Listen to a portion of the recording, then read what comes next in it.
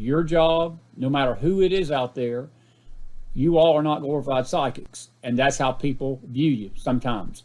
They'll chase one prophet down. Yep. And if they don't hear what they like, they'll go chase somebody else down. And then they'll chase another one down. They'll chase this one down. And then when somebody questions that, they get mad at the questioner, not the prophet. They get mad at the questioner. And, I've had a little apple out of that bag. Look, I'm the ministry here too. I'm not a 501c3. It's a labor of love to me. This whole operation for 3 years has been nothing but a labor of love. I got nobody backing me. This is me. This is me. That's right. And the Lord has had my back, and he has done miraculous things for me to even be here tonight. Most shows like this don't even last 6 months.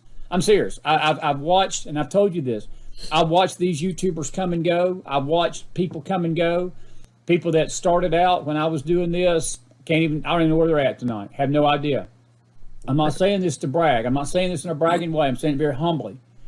But that's why I know that we're on the right path here going into 2021, because we've never sought to build an audience. If anything, I've sought to chase people off, to be honest with you, because I would rather, because I've learned this thing, and Jesus learned it the hard way.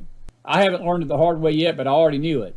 The same crowd that praises Mark Taylor and Chris McDonald on Monday, by Friday, they're ready to crucify us, because that's the fickleness of people. And when you get down to the fickleness of people, the same way with the prophetic, they'll listen to a prophet as long as that prophet gives them what they're wanting to hear. Right. And the second that he says or she says something that don't fit their theology or don't mesh with them, they're gone. And they'll go find somebody else. That's what you call tickling ears, itching ears. And it's not just prophets. It's pastors, it's teachers, it's evangelists. That's why people church shop, just like they doctor shop. They go this church, that church, this church, that church. And if this church they find don't like their flavor, they'll go find somewhere else. And I'm not saying that's all wrong, because we all need to be comfortable. We need to find a church or a fellowship that we can feel comfortable in, and they're teaching you the truth. I'm not even talking about that realm. I'm just talking about people that want to be appeased, and their attitude is that it's all about me. You thrill me. And that's what I'm afraid the prophetic has turned into. It's turned into a spectator sport, Mark, where people are not being moved by the prophetic. They're being entertained by it. And that's not God's purpose. This is not some psychic show that you give somebody a quarter and say, thrill me with the latest word.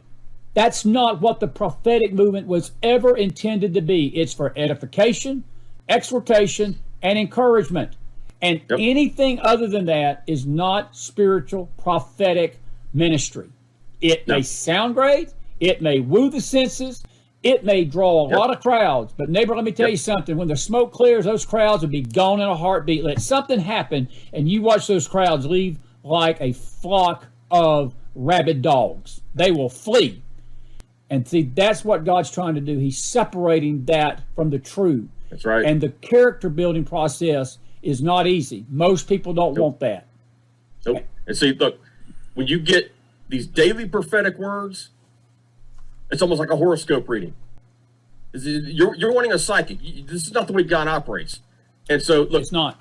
Any prophet that starts pointing towards themselves, is this it's all about me, or it's about self, promoting self, or whatever the case may be, it's a bad sign. How about this? I got something even better. Instead of listening all the time to this prophet or this one or that one, how about listening to the King of Kings, the Lord of Lords, Jesus, who is the spirit of prophecy? That's it. Exactly right. He is the spirit of prophecy.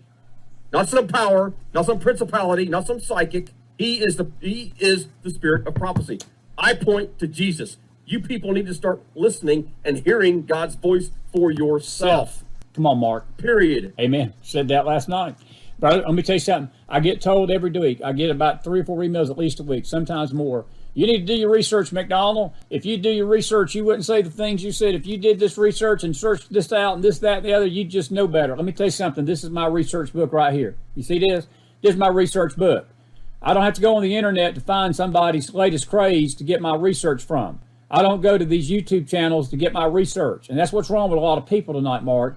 And again, the fickleness of that is about as fickle as night is day, because again, they'll do that stuff and get all confused, And then they'll run to somebody like Mark Taylor or run to somebody else and say, I don't understand this, I don't understand that. Of course you don't understand it, because you're building on sinking sand.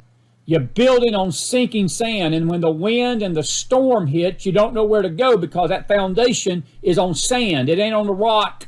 Right. This It's is all the about rock. what's this person saying? Wait a minute, what's that person saying? It's all about what's the next person, a prophetic voice, what are they saying? You listen to the 15 voices out there. You And need to be you're hearing always the going to Holy be Spirit confused. yourself. You're always going to be confused listening to that mess. Yeah. Always. But I want to ask you a question since we're talking about, that's good stuff. I'm so glad you brought that up because it needs to be said. Because folks, Mark said it, it's life or death right now. Life or death. This is not games we're playing. It's not spiritual tiddlywinks or spiritual monopoly. This is serious stuff. And you need to hear what the Spirit of God is saying to you tonight. You really do. And all of us do. I'm all of us included. It's a warning. They need to read Jeremiah 23. If you don't do anything else tonight or the next day or so, read Jeremiah 23 and how they're literally what Jeremiah says in there. Just read Jeremiah 23. I got Go ahead with your question. No, I just want to ask you this because I've had a lot of emails today, and a lot of people are concerned. And I shared with you on the phone, and I'm just going to get your thoughts on. I'll give you my thoughts real quick about this vaccine, folks. President Trump at no time has told you that this vaccine that is out there is going to be forced on anybody. Nope. It is still a choice. CHOICE. That means you can elect to take it or you can't elect to take it. If you don't want to take it, don't take it. It's like a flu shot. Nobody's forcing you to take a flu shot. Now, there are sinister forces that are going to probably make you take it to fly, and that's sort of the backdoor way in. So you may have to buy you a new car and drive to a lot of places instead of flying, because I will do that before I get on an airplane. I will. I just ain't going to take a vaccine. I'm not going to take it. That's my choice. President Trump is not the bad guy. There's some of you that are freaking out and acting like he's betrayed the country and he's giving in and he's promoting the vaccine. All he's telling you is the vaccine's available, and he's not a doctor. You need to take this for conscience sake and pray about whether you want to take that vaccine or not.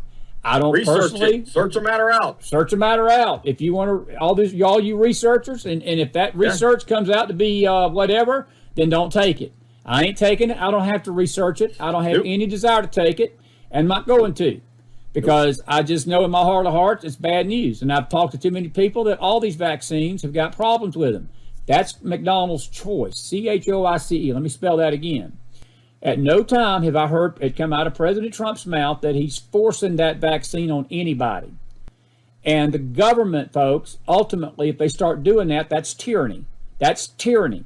Now, the other side is not that going to be that easily swayed, because that bunch I wouldn't trust past this screen, in which I'm only about 3 feet from the screen.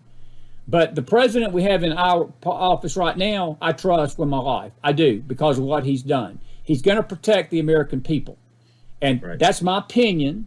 Mark, what say you? I don't think the president is the one to blame for this. Look, the people you need to be scared of and blaming are the Bill Gates and the freaking people that's pushing this stuff in China. Again, the advisors around him. The advisors around him. It's the Look, the president can't do everything, Chris. I mean, he's got to have godly advisors. He's got these vipers around him right now that are telling him these things. Look, Pfizer, even L. Linwood came out and said, I'm not taking anything from Pfizer because there's CCP. CCP. They got too many CCP in them. Exactly. So anything coming from Pfizer is like, forget it. But look, the president is danged if he does, danged if he doesn't, because if he doesn't come up with a vaccine, then those that want a vaccine are going to hammer him.